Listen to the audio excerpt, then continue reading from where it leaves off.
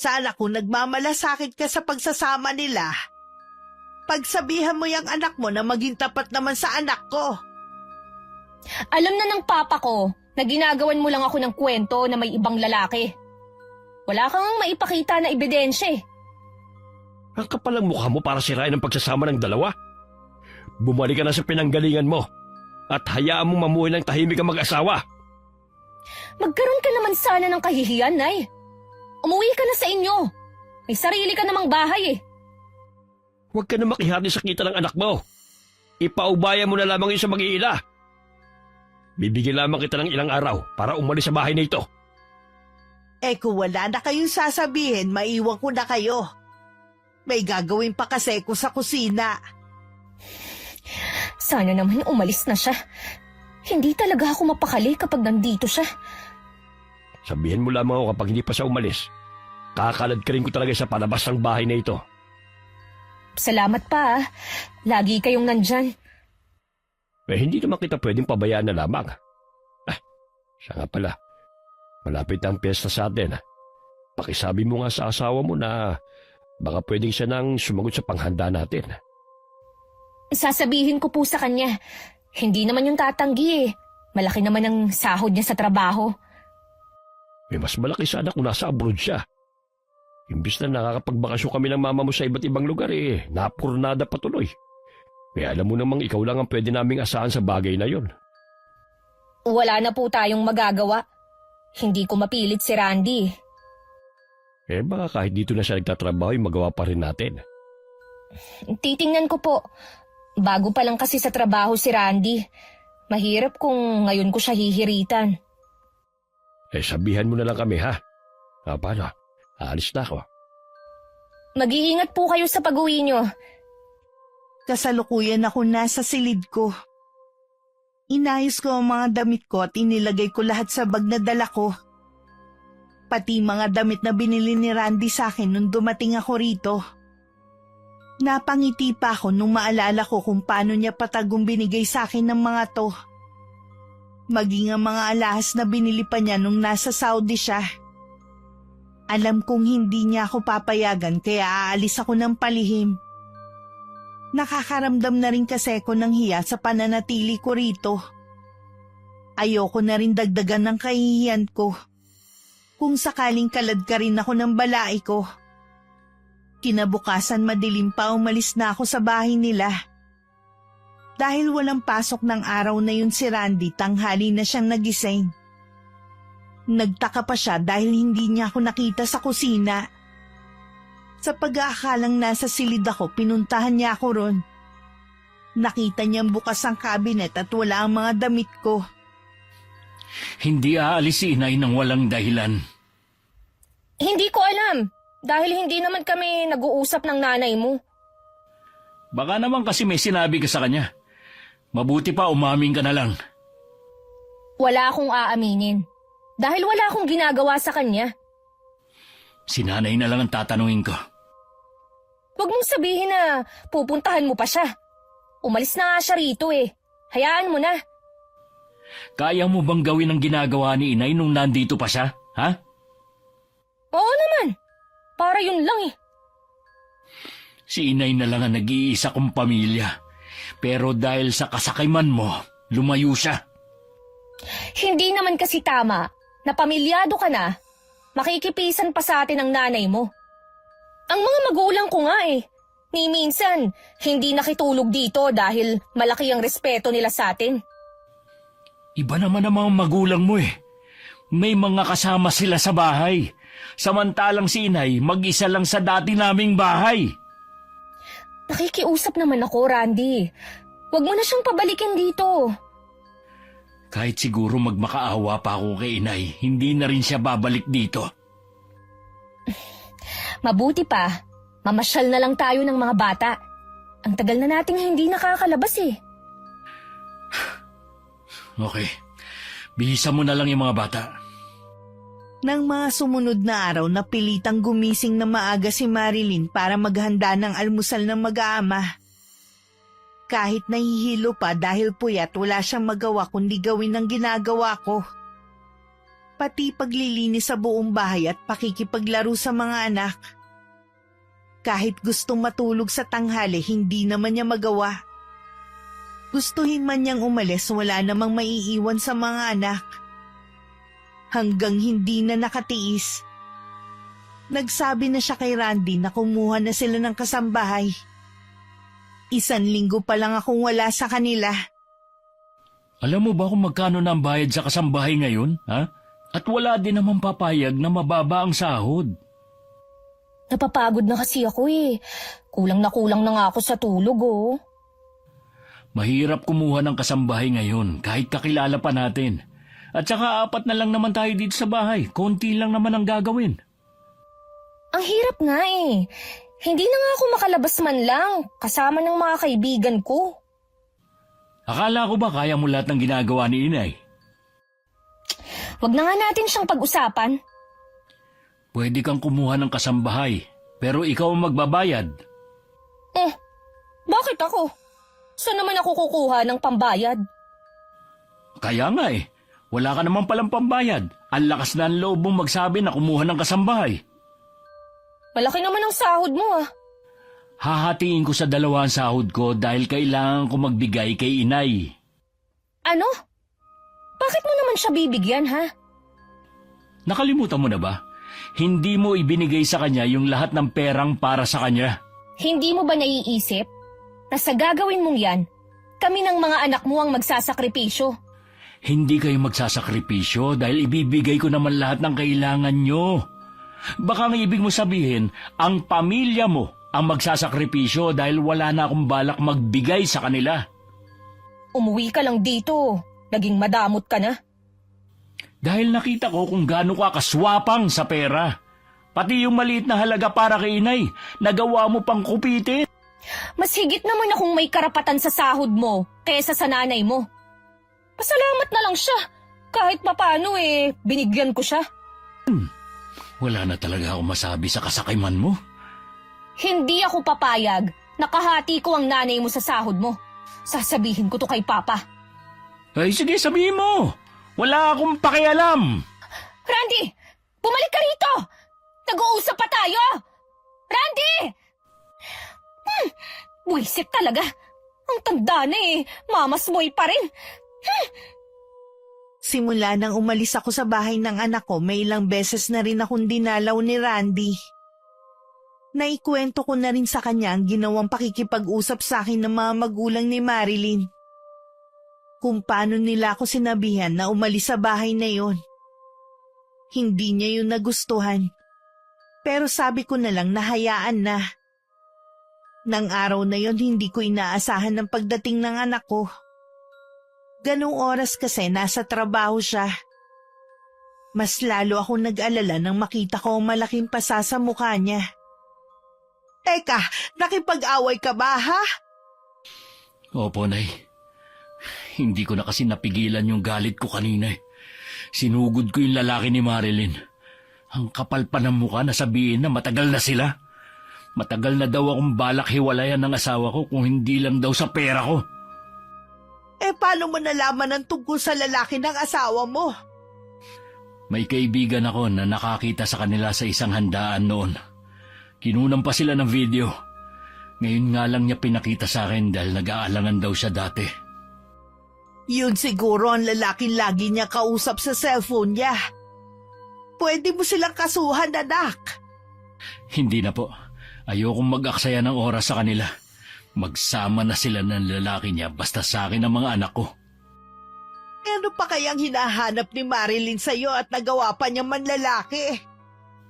May mga ganun talagang babae na hindi makontento sa asawa nila.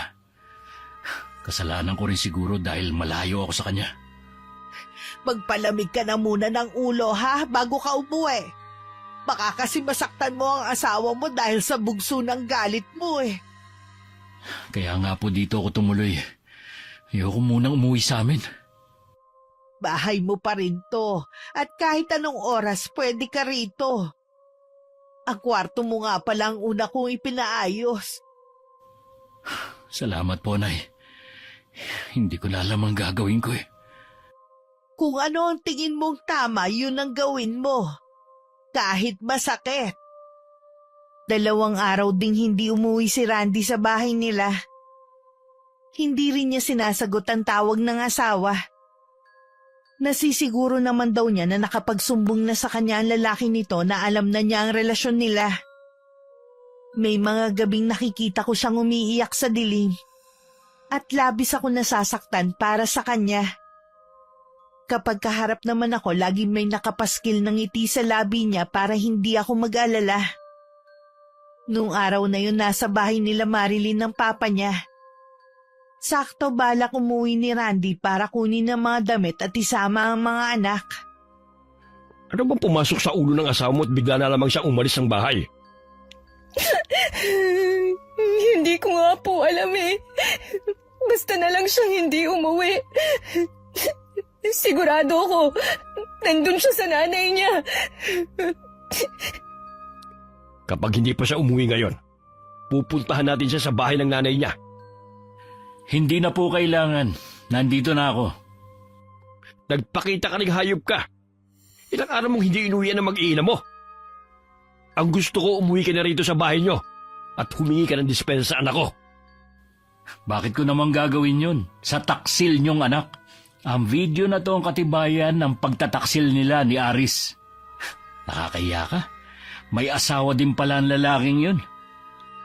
Siguro nilaso ng nanay mong isip mo. Hindi ko na kayang tagalan na pakisamahan ng anak niyo. Nandito ako para kunin ang mga anak ko. Randy, maawa ka. Huwag mo akong iwan. Hindi mo maaaring gawin yan. Inuutusan kita na umuwi na rito. Sino kayo para utusan ako? Ha? Ang mabuti siguro, ang iuwi nyo, yung anak nyo, doon sa inyo. Hindi ka aalis dito. Dito lang tayo. Ay, ikaw ang bahala. Mabuti nga yun para magkausap kayo ni Dina. Dina? Sinong Dina? Yung asawa ni Aris. Nakalimutan mo na ba agad? Yung babaeng iskandalosa. Paano niya nalaman ang bahay natin? Huwag mong sabihin, sinabi mo. Kaibigan mo siya, di ba? Sa tingin mo, hindi siya makakagawa ng paraan? Paano gagawin natin? Nakakahiya. Baka malaman ng mga kapitbahay. Tabi-tabi pa naman ng mga bahay dito. Eh di huwag mong papasukin. Mas lalo siyang magwawala. Kilala ko si Dina. Mabuti pa umuwi na lang tayo sa bahay. At ikaw, Randy, imbis na ipagtanggol mo ang asawa mo, ikaw pa talaga nagpahamak sa kanya. Siya ang gumawa ng kalokohan at hindi ako. Mas mabuting harapin niya yun kaysa takasan niya. Eh baka naman malaking pagkukulang mo sa anak ko. Kaya niya yung nagawa. Naku, pasensya na kayo kung nagawa niyang magloko habang nasa abroad ako at nagpapakahirap doon para maibigay ko lang ang pangangailangan niyo. Tama na! Kahit ano pang sabihin mo, ikaw pa rin ang may kasalanan ng lahat ng to! Pagkatapos ng problemang ito, kailangan niyo pa rin magkaayos ni Marlene. Naiiling na lang si Randy. Habang nakasunod ang tingin sa mag-ama na daig pa ang pugante na tumatakas. Ni hindi man lang nagawa ng asawa na magpaalam muna sa mga anak. Tuwang-tuwa naman ang 2 bata na makita ang ama. At lalo silang natuwa nang malaman na makikita at makakasama na nila ako ulit. Pagdating sa bahay, halos ayaw nang humiwalay sa akin ng mga apo ko. Bumitiw lang sila sa akin nang kailangan na nila matulog. Desidido na rin si Randy na hiwalayan ng asawa at gagamitin niya ang ebidensyang nasa kanya. Para hindi kunin na manugang ko ang mga anak nila. Inaasahan ko rin na bigla na lang susulpot si Marilyn sa bahay namin. At talagang isidama mo pa ang ama mo rito. Hindi ka ba makakilos nang wala siya? Ayoko ng mahabang usapan. Gustong bawiin ng anak ko ang mga bata. Mabuti pa ilabas mo na sila at nang makaalis na kami. Huwag mo sanang kalilimutan na nasa bahay kita. Wala kang karapatan na manduhan ako. Nakikiusap ako sa inyo, Nay. Ilabas niyo na ang mga anak ko. Hindi mo naman talaga mahal ang mga anak mo eh. Sarili mo lang ang mahal mo. Gagamitin mo lang naman sila para perahan si Randy. Kung ako sa'yo huwag mo na silang kunin para hindi ka nakasuhan ng anak ko. Alalahanin mo nasa hustong gulang na ang mga bata para mamili kung kanino sila sasama. Huwag ka mag-alala, anak. Gagawa tayo ng paraan. Gusto ko pong makausap si Randy. Hindi ka rin niya haharapin. Gusto ko lang pag-usapan namin ang tungkol sa mga bata. Hintayin mo na lang na kontakin ka niya. Bibigyan ko lamang hanggang bukas ang anak mo para makipag-usap sa amin. Dahil kung hindi, magsisisi siya. Hindi rin naman sineryoso ni Randy ang pagbabantang yun ng biyanan niya. Ayaw talaga ng anak kong makipagkita sa asawa kahit kinausap ko siyang makipagkita para pagkasunduan ng tungkol sa mga anak nila. Lumipas ang 1 linggo na wala kaming balita kay Marilyn at sa pamilya nito. Nakahinga naman kami ng maluwag at walang iniisip na baka manggulo na naman ang mag-ama dahil sa hindi na pagbigyan ng gusto. Lingid pala sa amin may ibang pinaplano ang balai ko. Hindi ko muna pinapapasok dito sa kwarto mo ang 2 bata. Sabi ko masama ang pakiramdam mo at makamahawa sila. Hindi ko nga po alam kung bakit tuwing hapon nilalagnat ako. Ngayon naman, naninikip ang dibdib ko. Dapat nagpapacheck up ka na. Baka kung ano na yan Galing na ako sa doktor kanina. Pina-check up ko na ang baga ko at nagpa-laboratory na rin ako. Okay naman ang resulta Magpapatingin pa rin ako sa ibang doktor. Gusto ko lang masiguro na tama ang resulta ng test sa akin. Maliban sa pananakit ng katawan, ano pa bang nararamdaman mo? Hindi ako makatulog sa gabi. Kahit antok na antok ako, parang may pilit na gumigising sa diwa ko. Tsaka kapag nakahiga ako, parang may tumutusok na maliit na karayom sa balat ko. Pinipigilan ko na nga lang na mapasigaw sa sakit Parang alam ko na ang nangyayari sa'yo. Ano po kaya ang sakit ko? Wala kang sakit, anak. May kumukulam sa'yo. Po? Sino kaya ang gumawa nito sa akin? Hindi kaya si Marilyn? Malalaman natin kapag nagpatawag tayo ng albularyo. Ipapatawag ko ang tiyuhin ni Tinay. Magaling na manggagamot yon at malupit sa mga gumagamit ng karunungang itim. Hindi niya sasantuhin ang gumawa nito sa'yo. Sige po, Nay. Ipatawag niyo na siya. Hirap na talaga ako Ayaw makita ko ng mga anak ko na nasa ganitong kalagayan. Nung gabing yun, dumating si Mang Berto. Agad itong nagsagawa ng orasyon para labanan ng kumukulam sa anak ko. Meron siyang inilagay na malapad na dahon sa noo ni Randy. Hindi kasi nito mapigilan ang pabaling-baling ng katawan dahil sa sakit na nararamdaman.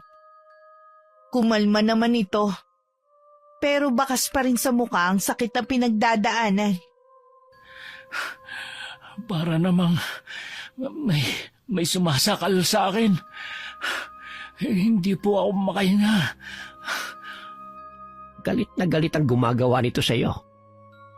Gusto kanyang pahirapan. Huwag ka mag-alala.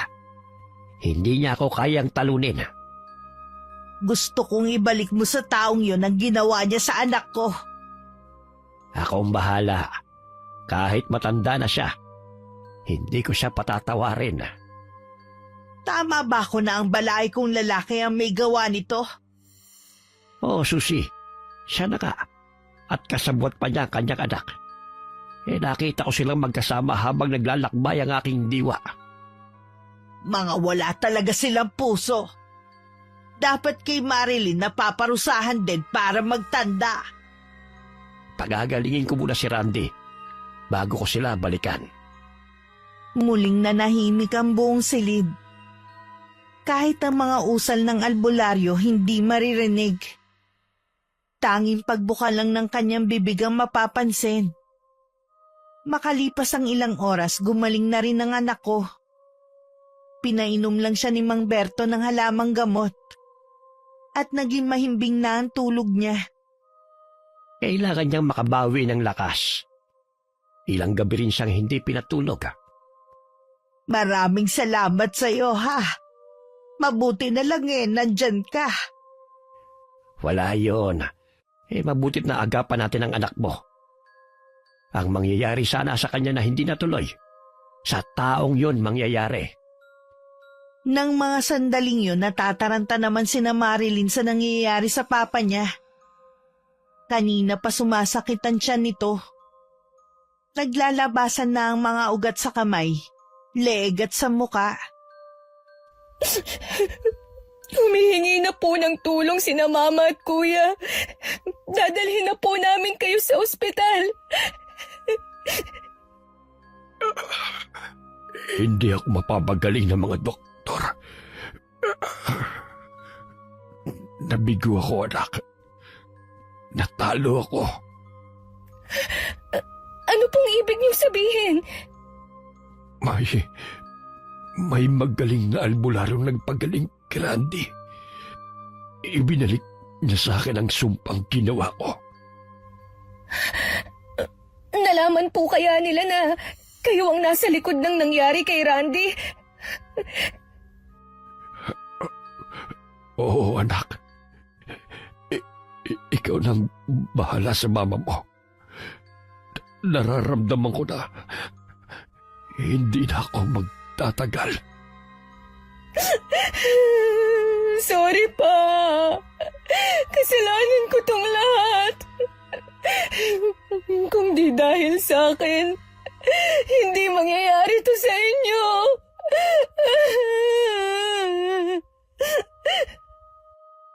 Dahil sa kasakiman, kaya tayo umabot sa ganito.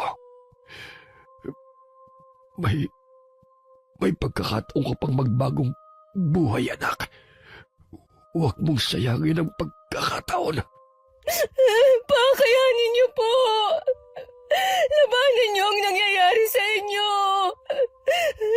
Ayoko pang mawala kayo.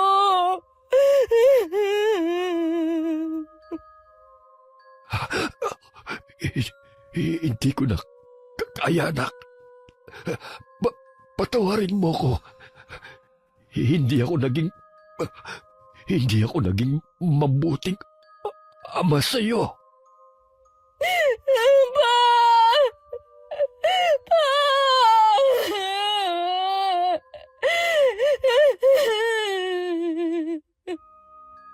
Lumaki pa ng lumaki ang tiyan ni Manuel hanggang sumambulat yun. Tumalsik pa kay Marilyn ang ilang bahagi ng laman loob nito at kumalat pa sa buong silid.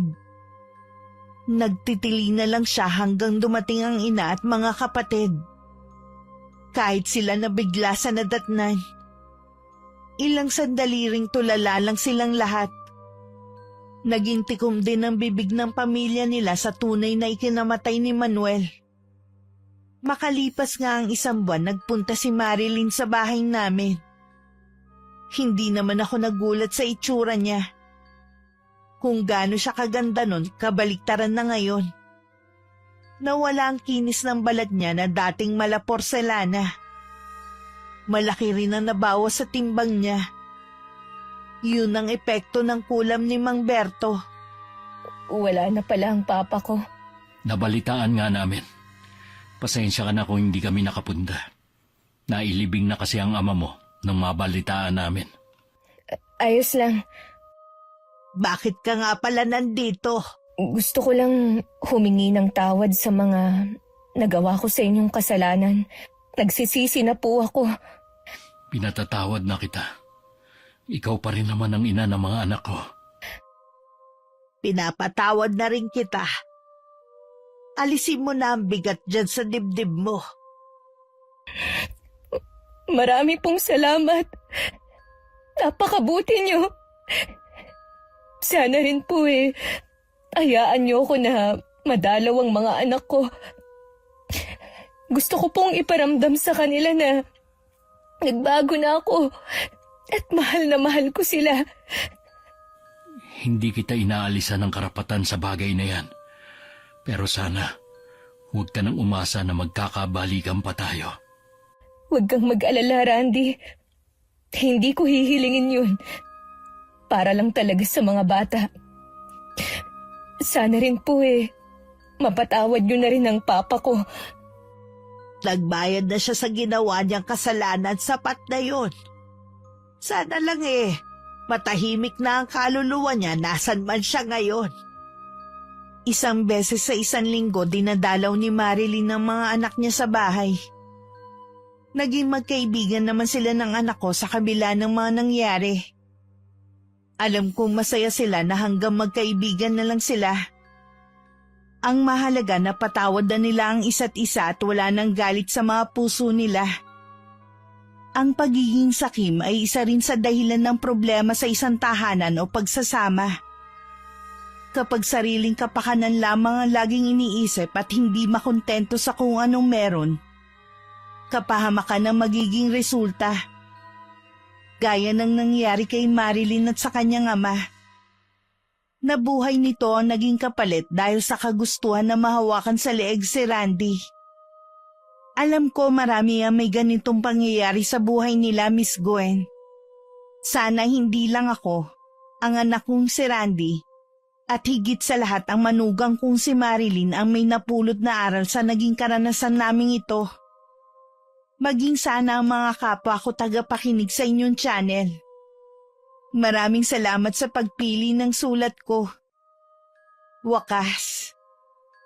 Okay, shoutout po tayo. Shoutout kay Miss Ami Yong. Hi kay Janelle Lasam. Hi kay Prot from Cebu City. Hi kay Jamaica Solas. Hi kay Giselle Capiding. Hi kay Josefina Fuelias from Pasig.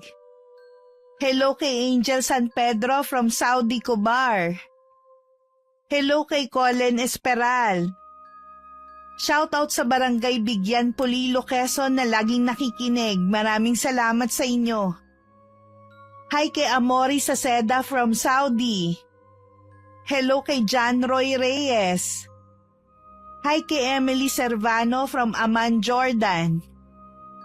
Hello kay na Gladys San Ramon, Marlo Coylan, and Gerald Lapik. Hi kay Michael Atencion from Talavera, Nueva Ecija. Hi kay Jora Lu Joy from Mindanao. Hi kay Jen Duering o Doring. Hello kay Grace Coronel from Batangas. Hi kay Jessica Sobremonte from Quezon City. Hello kay Rosemary Lagunsad. Hi kay Nikki Dasoy from Rizal, Kalinga. Hello kay Inday Along. Hi kay Corazon Dumaulao. Shoutout sa Galindez family and Ramos family. Hello kay Rosemary Casonete. Hi sa John Lea family. Hi kay Cassie Barcelona from Bahrain. Shoutout sa Mahinay family and Espaliona family. Shoutout sa Bakay Onera family. Hello kay na Ma'am Jonaline Nisperos Rivera at Germaline Gakayan na masugid nating taga-subaybay. Maraming salamat po. Hello kay Marilyn Gasha sa Andre from Cagayan Valley. Hi kay Maylin Acedron from Saudi. Hello kay Margie Gianga from Kuwait. Shoutout sa Benny Dals PH from Abha, Riyadh. Hi kay Raquel Laure from Muntinlupa City. Hello kay Loida Padayogdog. Hello kay na Raquel Hasigawa, her husband Mitsuru, and Uncle Buboy in Mexico, Pampanga. Hi kay na Troy, Tresha May at Axel Rose. Hello kay Jennifer Uwano from New Zealand. Hi kay Nerissa Molina. Hello kay Cherry Joy Totanes. And hi kay Arlene Castro Ramos. Maraming salamat po sa patuloy niyong pagsuporta at pakikinig. Ingat! God bless!